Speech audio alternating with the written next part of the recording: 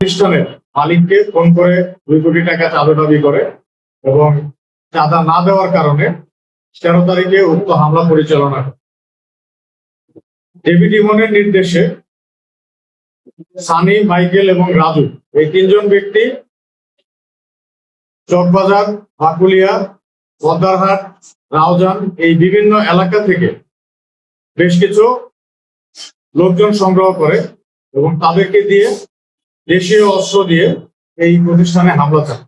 তারা প্রাথমিকভাবে এসে বদ্দারহাট এলাকায় একটি জায়গায় বাসে করে আসে, সেখান থেকে অটোরিকশাতে করে বিভিন্ন দলে বিভক্ত হয়ে বাকুলিয়া এক্সপ্রেস রোড এলাকায় গমন করে। সেখানে গমন করার পর তারা ছোট একটি দলকে বাকুলিয়া এক্সপ্রেসওয়ে এলাকায় রাস্তার মধ্যে নিয়োজিত করে রাখে, যাতে র্যাব, পুলিশ বা অন্যান্য আইন শৃঙ্খলা রক্ষাকারী বাহিনীর সদস্যরা আসছে কিনা একটা নজরদারি করা হয়। আরেকটি গ্রুপকে সেই বিল্ডিং এর নিচে এবং আশেপাশের এলাকায় খুব সাধারণ মানুষের বেশে অবস্থান গ্রহণ করে থাকে, যাতে পরবর্তীতে রিইনফোর্সমেন্ট প্রয়োজন হলে তারা পৌঁছাতে পারে। এবং মূল দল যারা হামলা করেছে 20 জনের একটি দল উক্ত প্রতিষ্ঠানে প্রবেশ করে এবং সেখানে যে হামলা, ভাঙচুর এবং লুটপাট করে। যাদেরকে গ্রেপ্তার করা হয়েছে তাদের 5 জনকে আমরা সিসিটিভি ফুটেজ দেখে শনাক্ত করা সম্ভব হয়েছে।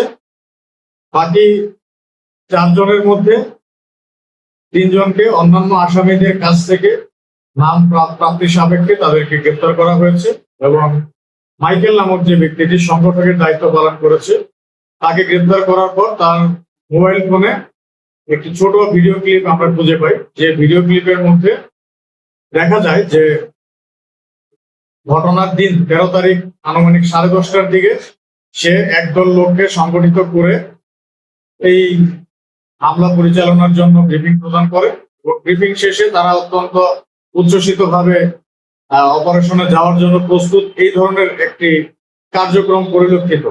এরকম একটি ভিডিও আমরা তার মোবাইলে পাই এবং সেই ভিডিওতে যারা আছে তাদের মধ্যে থেকেও আমরা 2 জনকে গ্রেপ্তার করেছি। তো সবকিছু মিলিয়ে ক্রস চেকিং করে মাইকেল এই সংগঠকদের মধ্যে অন্যতম একজন সংগঠক, এটা প্রমাণিত হয়েছে। উক্ত আসামিদেরকে এবং তাদেরকে গ্রেপ্তার করার সময় উক্ত হামলায় ব্যবহৃত যে বড় আকারের সামুরাই এবং আরো কিছু দেশীয় অস্ত্র উদ্ধার করা হয়েছে। এই আসামিদেরকে এবং উদ্ধারকৃত অস্ত্রসমূহ পরবর্তী আইনানুগ ব্যবস্থা গ্রহণ করার জন্য থানায় সোপর্দ করা হয়। ধন্যবাদ সবাই।